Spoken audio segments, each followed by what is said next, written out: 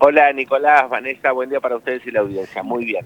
Bueno, secretario de Finanzas del municipio, pero hoy, Exacto. en este momento preciso, en el rol de profesor. Hago paréntesis, lo felicito por la presentación de su libro, Economía Paso a Paso, que la rompió, me dijeron en el auditorio el otro día. Bueno, muchas gracias Nico, la verdad que súper contento y emocionado.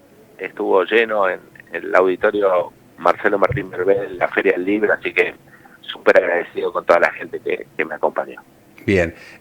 Fernando, ¿y qué análisis hacemos de esta venta de 53 millones del Banco Central, el dólar que está ahí en el techo de las bandas? ¿Cómo se ve? Bueno, en principio finalmente el valor del dólar llegó al límite superior de la banda. Hay que recordar, Nicolás, que tenemos un sistema cambiario de bandas que establece un piso mínimo y un piso máximo. Sí. En el medio, en esa banda, se supone que el Banco Central no interviene ni comprando ni vendiendo dólares. Cuando el valor se eleva hasta el límite superior, entonces ahí el Banco Central está autorizado a vender. ¿Qué es lo que ocurrió ayer? Por primera vez desde que tenemos el método de bandas cambiarias hace algunos meses atrás. Tocó 1.474,50, que es el límite superior, y automáticamente el central vendió dólares. Primero vendió 10 millones de dólares cerca del mediodía, y ya cerrando la jornada a las 15 horas tuvo que vender 43 más, con lo cual totalizó los 53 que mencionaste. Bueno, indudablemente muestra que hay una demanda por sobre la oferta de dólares. Es decir, la gente está comprando dólares, los fondos de inversión grandes están comprando dólares, y eso hace que la cotización suba, como cualquier precio en oferta y demanda, ¿no? Claro. Muestra cierta inestabilidad del modelo, del programa económico, y por supuesto se mezcla también que estamos próximos a unas elecciones, en este caso legislativas en el mes de octubre. Eso genera mucha incertidumbre, volatilidad en los mercados, y bueno, en este caso y en nuestro país siempre es el tipo de cambio el que se ve afectado. Igual, digamos, hay que convenir que no está pasando un buen momento en la economía argentina. Las acciones bajan, los bonos bajan, el riesgo país se eleva, las tasas de interés están muy altas. Es decir, hay una combinación de la cuestión política, pero también hay cierta, está muy endeble, muy volátil también el programa económico. Fer, cuando decís la gente está comprando dólares, ¿te referís al vecino, al que tiene unos pesos que compra dólares? ¿Mueve la aguja? ¿O cuando hablamos de la gente hablamos de grandes empresas, empresarios? Las dos cosas. Obviamente que la aguja la mueven mucho más los grandes fondos de capital, ¿no? Los grandes capitales, que no necesariamente tienen que ser argentinos.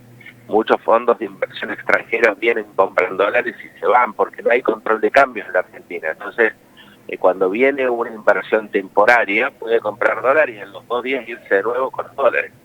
Entonces, es bastante compleja esa situación. El pequeño ahorrista también está comprando por una cuestión de defensa de sus ahorros. Pero indudablemente que en la magnitud que mueve el mercado cambiario en la Argentina pesa mucho más lo que hacen los grandes fondos de inversión. Fernando, decías, esta intervención que tuvo que realizar el gobierno por primera vez está motivada por muchas variables, la cercanía de las elecciones, un plan económico que está comenzando a dar que hablar, pero de manera negativa, porque tal vez no rinde los frutos que se pretenden, pero falta mucho todavía para las elecciones, es decir, no falta tanto, pero si sigue así, digamos, disparándose el dólar, uno presume que son muchas más las intervenciones que va a tener que tener el gobierno. ¿Hasta cuándo puede sostener esto, si es que realmente sigue incrementándose esta demanda de dólares? Bueno, a ver, Vanessa, efectivamente el programa económico empieza a mostrar luces de alerta, ¿no? Luces amarillas de que indudablemente hay algo que no funciona bien. Respecto del poder de fuego que tiene el Banco Central, hasta acá lo que venía aplicando el gobierno era política monetaria sin intervenir directamente el Banco Central. Compraba dólares del Tesoro Nacional por cuenta y orden, impulsaba algún tipo de letra o título y con eso trataba de intervenir, compraba dólar futuro, es decir, hacía un montón de operaciones que no eran efectivamente la intervención directa en el mercado.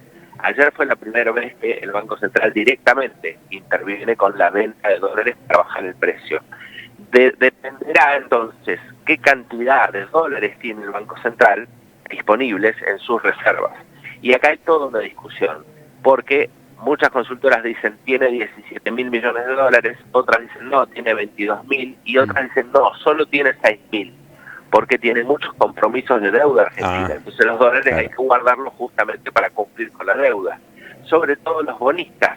Por eso el precio de los bonos argentinos bajan, porque los tenedores de bonos están empezando a decir, ojo que no va a haber dólares para que me paguen, con lo cual se generaría una situación compleja y por eso el riesgo país aumenta.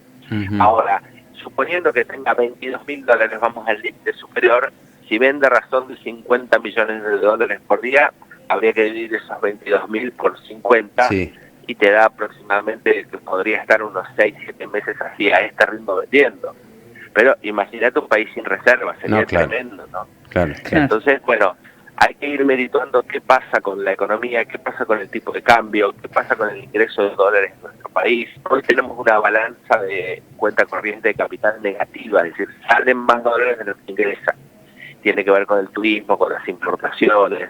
Entonces, quizá en algún momento también alguna restricción vuelva a haber en nuestro país, ¿no? El famoso cepo se retome. Claro, exactamente. Cada vez que hubo una situación de estas características terminó en un cepo cambiario. Bueno, de hecho los amigos del gobierno estuvieron haciendo restricciones, como Marcos Galperín, ¿no? Que para los usuarios de Mercado Pago no los dejó comprar dólares. Bueno, ¿ves? Entonces, pero esos son llamados telefónicos seguramente a amigos que dicen, vamos a apretar un poquitito para que no se vayan los dólares.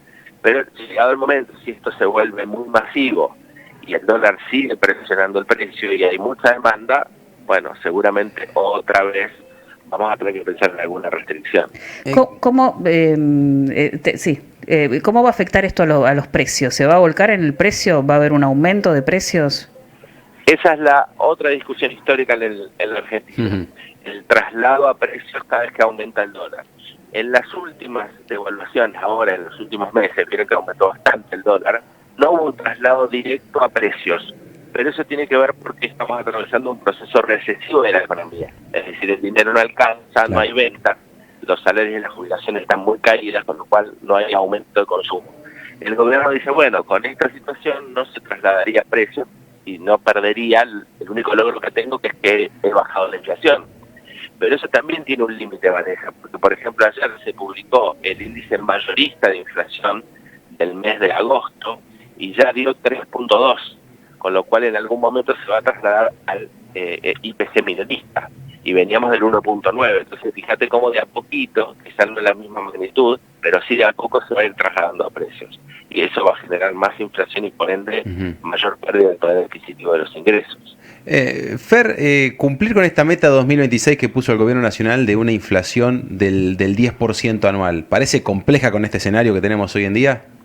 Es bastante improbable que ocurra, sí. Dos variables son bastante improbables en el proyecto de presupuesto. Dólar a 1.423 y ya está en 1.480, 1.474, es raro que baje pero el año que viene, y la inflación en el 10.1% que la proyectó para todo el año 2026. Sí. Eso es muy difícil porque eso significa una inflación mensual del 0.83 para que te dé el 10.1 a fin de año del año que viene. Y estamos en el 1.9, la mayorista ayer midió 3.2, quiere decir que va a subir un poquitito, con lo cual bajarla al 0.83 mensual aparece como una pauta bastante poco probable de que ocurra. Está difícil. Fernando Spoliansky, un placer como siempre, muy amable. Gracias a ustedes, que tengan buen día. Igualmente.